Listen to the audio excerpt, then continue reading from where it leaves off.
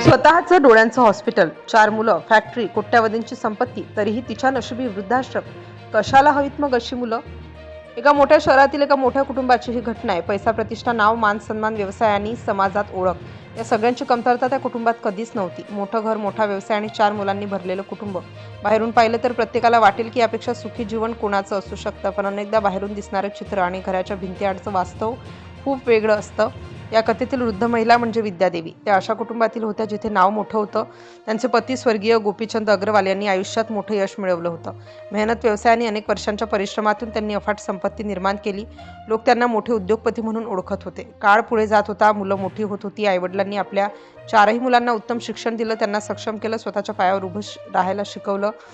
फक्त शिक्षणच नाही तर त्यांच्या लग्नापासून संसारापर्यंत प्रत्येक जबाबदारी त्यांनी पूर्ण केली. अनेक पालकांसारखंच त्यांनाही वाटत होतं आता पुढचं आयुष्य शांततेत जाईल. या कुटुंबाकडे संपत्ती कमी नव्हती. माहितीनुसार त्यांचं स्वतःचं डोळ्यांचं हॉस्पिटल होतं, ट्रॅक्टरचे पार्ट बनवण्याची फॅक्टरी होती, करोडोंची मालमत्ता होती, मोठं घर होतं, समाजात प्रतिष्ठा होती. पण कधीकधी जीवनात सर्वात मोठी कमतरता पैशांची नसते. मग एक दिवस असा आला ज्याने संपूर्ण चित्र बदलून टाकलं. साधारण 13 वर्षांपूर्वी विद्यादेवी यांच्या पतीचं निधन झालं. एका मोठ्या कुटुंबाचा आधारस्तंभ निघून गेला. अनेकदा एखाद्या व्यक्तीच्या जाण्यानंतर घरातील नात्यांचं खरं रूप समोर येतं आणि इथेही तसंच काहीसं घडलं. पतीच्या निधनानंतर घरात बदल सुरू झाले. ज्या संपत्तीची निर्मिती अनेक वर्षात झाली होती तिची वाटणी झाली. मुलांनी आपापले हिस्से घेतले. व्यवसाय, मालमत्ता आणि आर्थिक गोष्टींचं विभाजन झालं. पण या सगळ्या प्रक्रियेत एक व्यक्ती हळूहळू एकटी पडत गेली. सुरुवातीला विद्यादेवी आपल्या मोठ्या मुलासोबत राहू लागल्या. वृद्धापकाळात आई मुलाकडे राहते हे स्वाभाविकच आहे. पण काही काळानंतर परिस्थिती बदलू लागली. माहितीनुसार मोठ्या सुनेकडून त्यांना सतत टोमणे मारले जाऊ लागले.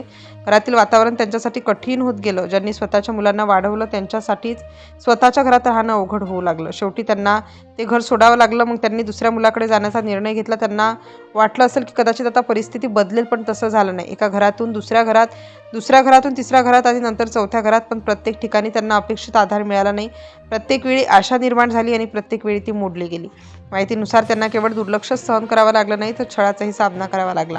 कपड्यांचा वास येतो अशा प्रकारचे आरोप केले जाऊ लागले. अशा वयात जिथे माणसाला आधार हवा असतो तिथे त्यांना अपमान सहन करावा लागला. परिस्थिती इतकी गंभीर झाली की त्यांना धमक्यांचाही सामना करावा लागल्याचं सांगितलं जातं. नदीत फेकून देण्यासारख्या धमक्या मिळाल्याचंही समोर आलं. एका आईसाठी ही परिस्थिती किती वेदनादायक असेल याची कल्पनाही करणं कठीण आहे. संपत्ती होती, व्यवसाय होते, मुलं होती, मोठं नाव होतं, पण या सगळ्यात एक प्रश्न सतत निर्माण होतो. जेव्हा एखाद्या व्यक्तीकडे इतकं सर्व काही असतं तरीही ती व्यक्ती सुरक्षित आणि आनंदी का नसते? वय वाढत गेलं आणि संघर्षही वाढत गेला. एका घरातून दुसऱ्या घरात जाण्याचा प्रवास सुरूच राहिला. प्रत्येक ठिकाणी त्यांना तसाच अनुभव आला. हळूहळू परिस्थिती अशी झाली की स्वतःचं घर असूनही त्यांच्यासाठी त्या घरात जागा उरली नाही. एकेकाळी ज्या घरात त्या कुटुंबाचा केंद्रबिंदू होते तिथेच त्या परक्या होऊ लागल्या.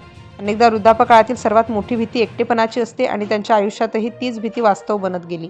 आज परिस्थिती अशी आहे की माहितीनुसार त्या वृद्धाश्रमात राहत आहेत. स्वतःचं घर असूनही, 4 मुलं असूनही, करोडोंची संपत्ती असूनही, व्यवसाय असूनही. सर्वात मोठी गोष्ट म्हणजे ही कथा केवळ संपत्तीची नाही, ही कथा आहे अपेक्षांची, नात्यांची आणि त्या प्रश्नांची की पालक आयुष्यभर जे काही करतात त्याची परतफेड नेमकी कशात होते. विद्यादेवी यांच्या आयुष्यातील ही कहाणी अनेकांना अस्वस्थ करू शकते. कारण इथे गरिबी नव्हती, इथे साधनांची कमतरता नव्हती, इथे अभाव नव्हता, तरीही शेवट वेगळा झाला. आज 87 वर्षाच्या या वृद्ध मातेबद्दल समोर आलेली माहिती अनेक प्रश्न निर्माण करते. पैसा असला म्हणजे सुख असतंच असं नाही, आणि मोठं कुटुंब असलं म्हणजे माणूस एकटा राहत नाही हेही या कथेतून दिसून येतं. आणि आता पुन्हा एकदा तोच प्रश्न उरतो. स्वतःचं डोळ्यांचं हॉस्पिटल, 4 मुलं, फॅक्टरी, कोट्यावधींची संपत्ती, तरीही वृद्धाश्रम. मग खरंच कशाला हवी तशी मुलं?